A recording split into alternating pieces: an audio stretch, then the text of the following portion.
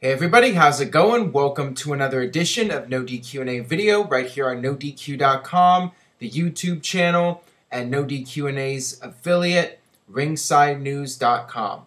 Got your questions here from spring.me/Aaron Rift. So let's get started today with the first one from Zach06666. Hey Aaron, what would you like to see for the Elimination Chamber pay-per-view?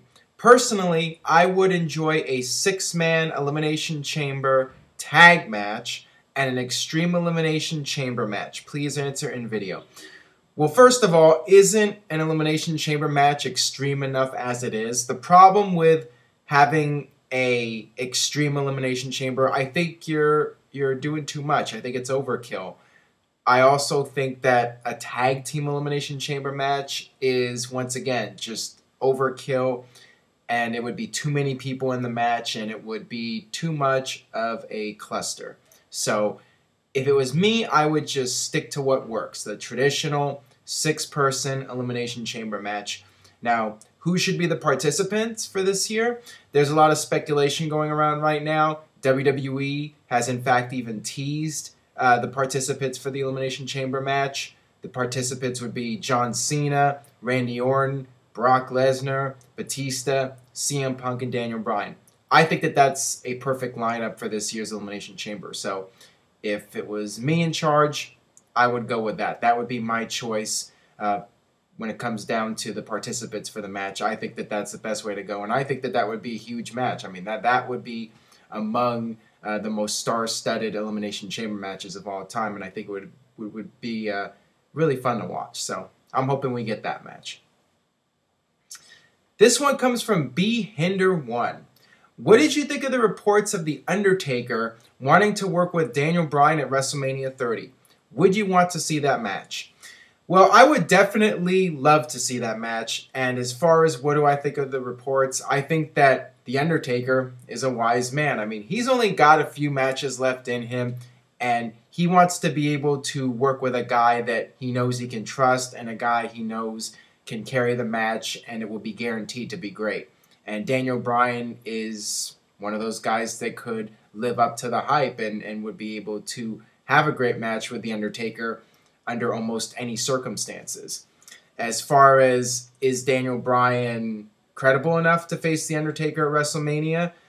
I mean, he's been portrayed as an underdog character, and that could be a problem trying to convince fans that he could actually beat The Undertaker. But, I mean, the guy is so popular that I think the heat would be unreal for that match.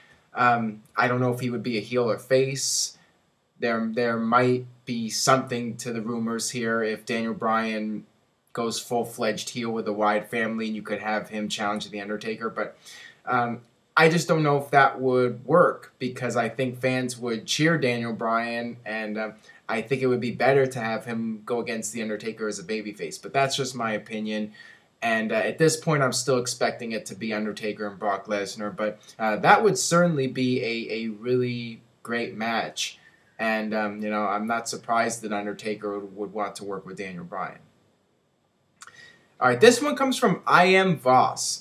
Hey Aaron, people always love to state that what WWE does wrong. But what do you think WWE did right during 2013? Well, first of all, during the middle part of the year, I felt that they did a tremendous job with the pay-per-views. You had a streak of several great pay-per-views in a row, and I felt that they did a tremendous job with how they built up the Shield and made them superstars. You know, I think they did everything right when it came to how they portrayed the Shield on television and had them go on a long undefeated streak. You know, they did a great job, and the Shield are big stars in WWE, and WWE pushed them strongly right from the get-go. So there's been some things WWE has done right. You know, most of the mistakes they've made have been in the last couple of months with the bad pay-per-view finishes and you know, making the pay-per-views seem like they're second-rate and glorified editions of Raw, and that's an issue. But you know, during the middle part of the year, I mean, WWE was doing very well for themselves, I think. All right, this one comes from Jack Hayward 12. Hey Aaron, what are your thoughts on the Benoit ban being lifted and file footage being allowed to air on the WWE Network? A lot of people who have campaigned for this for years are now criticizing WWE for being distasteful. Please answer in the video. Thank you. Well, I do applaud WWE for making this move. I do think it is the right decision. You cannot completely ignore Chris Benoit's existence. No, he should not go into the Hall of Fame, but I don't see a problem with showing matches that he was in from time to time, especially if they're very high-profile matches like the WrestleMania 20 main event. And I think it's a good idea to have a disclaimer at the beginning. I think that's a wise move on their part. So I think it's a good decision overall, and I'm glad they're doing that for the network because Chris Benoit was a big part of WWE history during the early 2000s, and he was in some key matches. So it would be very weird to edit him out and not show him in some crucial moments in WWE. All right, this one comes from Almost SN123. Hey Aaron, love the show. First time asking.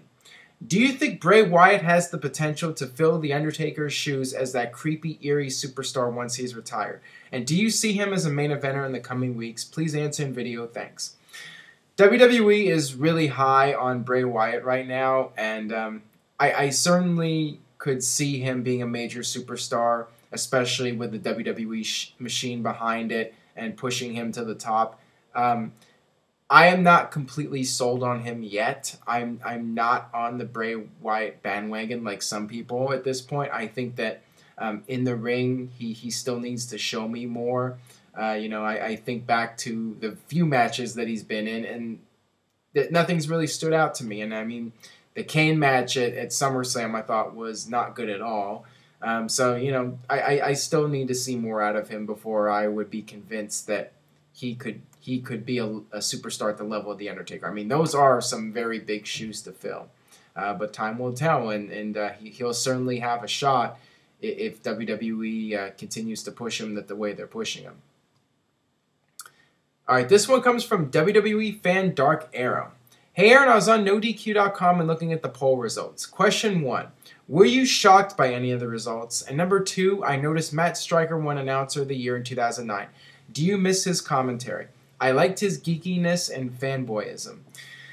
I wasn't really surprised. I assume you're talking about the No DQ year-end award results. No, I wasn't really surprised at all. I think that the results went down for the most part as I expected them to go down, and most of the polls were very one-sided, and there weren't any really close polls. I mean, I think there were maybe 1 or 2 out of 20 polls. So, it was very predictable this year, actually. As far as Matt Striker goes, I don't really miss him. I felt that he was okay as an announcer. I mean, I don't think I was ever drinking the Matt Striker Kool-Aid like some people. I thought at times he came off as more annoying and obnoxious than funny or entertaining. And I still remember WrestleMania, one of the WrestleManias, I think it was 26, that he was doing announcing, and he said something really dumb. And it was funny because the camera was right on them, and you could see Jerry Lawler just shaking his head, and he had like this look of complete disgust on his face. So if Jerry Lawler isn't a fan of your commentary, then that's really saying something. So, I don't know. I just think he was okay. Didn't really stand out to me one way or another. All right, last question today comes from the Villain 6. Hey, whenever the subject of commentators is brought up, I feel like not many people mention Vince McMahon. What did you think of his commentary? Well, 1, 2, he got him. Oh, wait, no, he didn't. Or what a maneuver. I mean, those are the things that people remember most from Vince McMahon.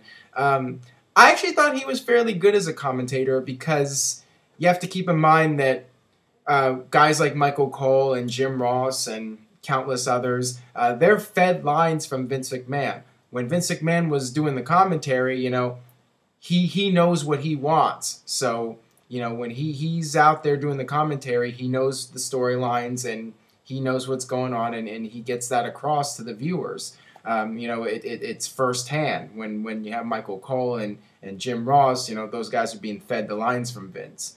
So it's coming directly from Vince, and you know, he wasn't great at knowing a lot of the holds. You know, he'd always say what a maneuver for every single move, but you know, Vince was very entertaining, and you know, I thought him and Jesse Ventura were a good commentary team back during the Saturday Night Main Event era. So yeah, I liked Vince for the most part. All right, that'll wrap it up for this edition of No DQ&A Video. Thank you for checking out No DQ&A Video. Please spread the word on Twitter, Facebook, anywhere that you go. If you go on forums to discuss wrestling, post this video on there. Whatever you can do. You know, I really appreciate all the support from you guys. And with that being said, I'll see you guys next time for another edition of No DQ&A Video.